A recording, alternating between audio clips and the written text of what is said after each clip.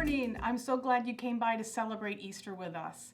It's such an important day in the life of the church and in our lives. I want to walk you through some of the events that happen between Palm Sunday and Easter, because there's a lot that happens in there, and sometimes I think we forget about some of that. So let me tell you some of the things that happen. These are called resurrection eggs, guys, and it's a great way to learn about Easter. In the first egg, there's a big cotton ball. And this is because before Palm Sunday, Jesus was having dinner at Lazarus' house, and Lazarus' sisters, Mary and Martha, were both there. Martha was busy in the kitchen, but Mary all of a sudden went over to Jesus and opened up this vial of perfume, expensive perfume, and she poured it on Jesus' head to anoint him. Everybody else in the room got really irritated. Why is she doing that with that expensive perfume? That could have fed people that didn't have food for a long time.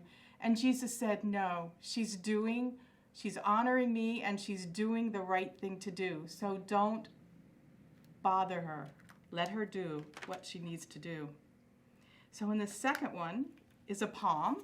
Because remember, if you were here or watched, last week was Palm Sunday, and that was the day Jesus rode into Jerusalem on the donkey, and people laid palms on the ground so the donkey could ride over them for Jesus' triumphant entry into Jerusalem.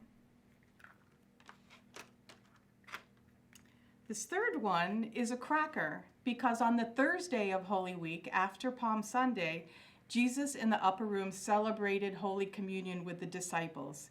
It was the meal where he gave them the mandate to love one another and commanded them to take care of each other after he was gone. So that was a really special day. It's called Maundy Thursday. Maundy's kind of a funky word, but it means mandate or commandment. This one has 3 silver coins in it, and they represent what Judas was paid to betray Jesus. Judas left the upper room when they were having the Last Supper and went to the Roman soldiers and said, I can tell you who Jesus is, but what are you going to give me for it? And they said, we'll give you 30 pieces of silver.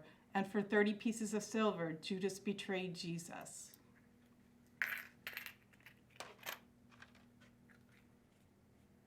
This one is the crown of thorns. And when Jesus was on trial, they made a crown of thorns, not like a regular king's crown, but this was kind of to mock him and to make fun of him. It was really sharp, and it didn't feel very good. And they teased Jesus and made fun of him for saying he was a king.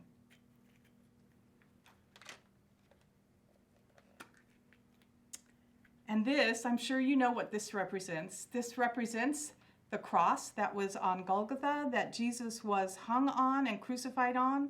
He also had a cross on either side of him because 2 other thieves were crucified the same time.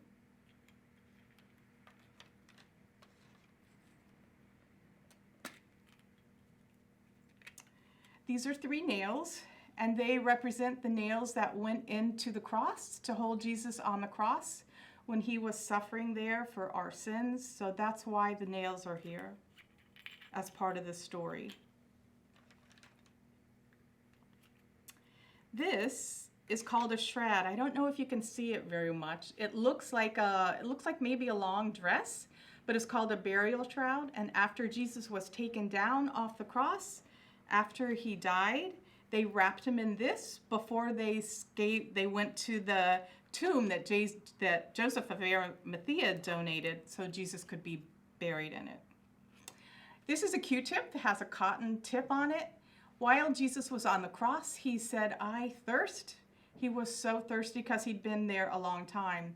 So the soldiers, again, to mock him, took this and dipped it in vinegar, which I don't know if you've ever tasted vinegar, but it's very bitter and it doesn't quench your thirst. So they dipped this in vinegar and held it up for Jesus to drink.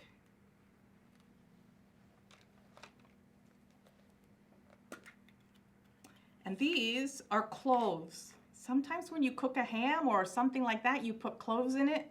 They smell really aromatic. And they ground this up and mixed them with some other things and rubbed it on Jesus' body before they actually buried him in the tomb.